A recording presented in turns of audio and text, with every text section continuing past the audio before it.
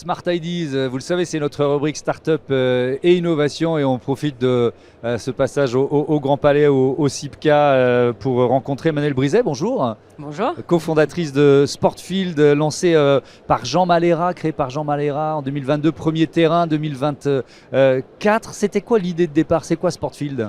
Alors, Sportfield, c'est une entreprise qui a pour mission de ramener le sport en cœur de ville pour tous. Ouais. Il y a une pression, en particulier des sports, de ce qu'on appelle des terrains de grands sports, donc les sports de raquettes, le paddle, le tennis, etc. Le squash. On a commencé par le paddle, puisqu'il y a vraiment un engouement pour le sport en ce moment. On intervient. Comment on fait en fait normalement la pression immobilière des cœurs de ville est incompatible avec les contraintes de ces grands sports et les besoins de surface.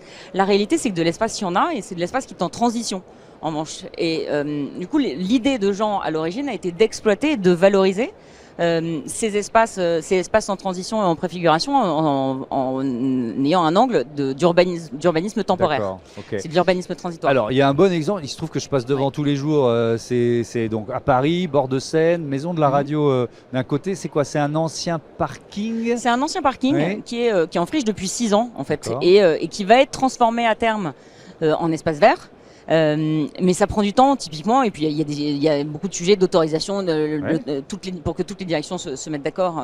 Et en fait, nous on a un partenariat public-privé avec la mairie de Paris et avec la ville pour pouvoir venir valoriser cet espace. Donc vient de façon temporaire. Il y a une piste, comme on dit, un terrain de padel, c'est ça? Il y a un terrain, il y en aura 3 bientôt. D'accord. Bonne nouvelle. Et en fait, ces terrains, on vient les poser sur un espace qui ne demande pas. Donc, ce sont des structures temporaires qui, alors temporaire et pas éphémère et événementiel. On est temporaire, pour nous, c'est au moins 1 an. D'accord. Mais c'est une structure qu'on vient poser qui vient vraiment s'intégrer dans l'espace et dans l'écosystème. Il n'y a pas d'artificialisation du sol. Il n'y a pas d'artificialisation du sol. C'est quoi le cahier des charges en quelque sorte, quoi? En fait, on peut prendre tout espace. On fait des parkings, des espaces verts, des toitures. En fait, on n'a pas besoin que le sol soit plat. On a besoin d'un raccordement à l'électricité, c'est tout. Et on vient poser cette structure. Au-delà de la structure et d'un terrain classique de paddle, ils sont un peu différents parce qu'on a fait une structure d'isolation. Et l'isolation phonique, c'est pour les sports, notamment les sports de raquettes, et ça a fait un peu parler.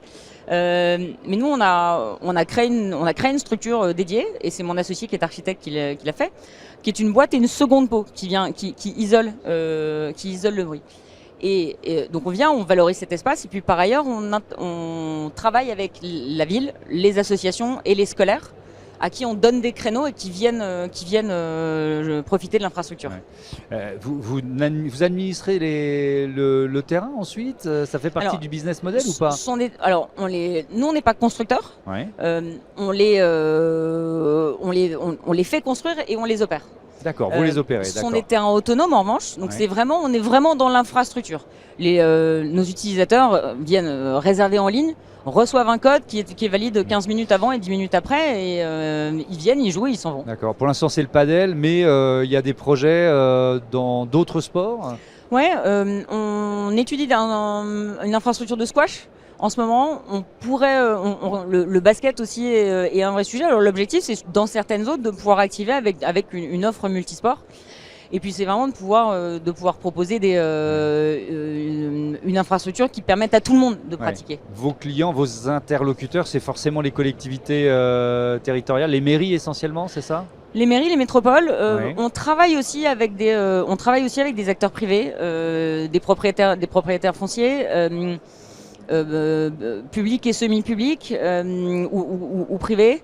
On intervient notamment dans des phases de transition quand il y a des très gros chantiers. Parfois il y a des chantiers, mais le montage du dossier, le financement, c'est 2 ans, 3 ans.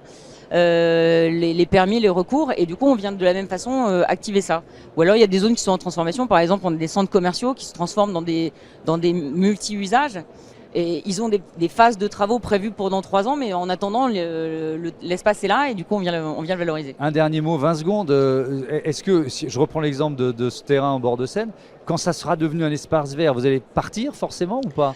Alors, il est probable qu'on reste, et c'est sûr qu'il y a une fois qu'on a développé une pratique, une habitude, et puis que les riverains ça s'est intégré dans le tissu local.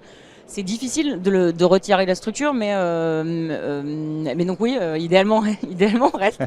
Ok, bon, on vous le souhaite et on le souhaite aux passionnés de paddle dont je suis. Merci beaucoup et bon salon, bon Sipka. Voilà, c'est la fin de ce Smart Impact. Je vous dis à demain pour une nouvelle émission ici depuis le Grand Palais.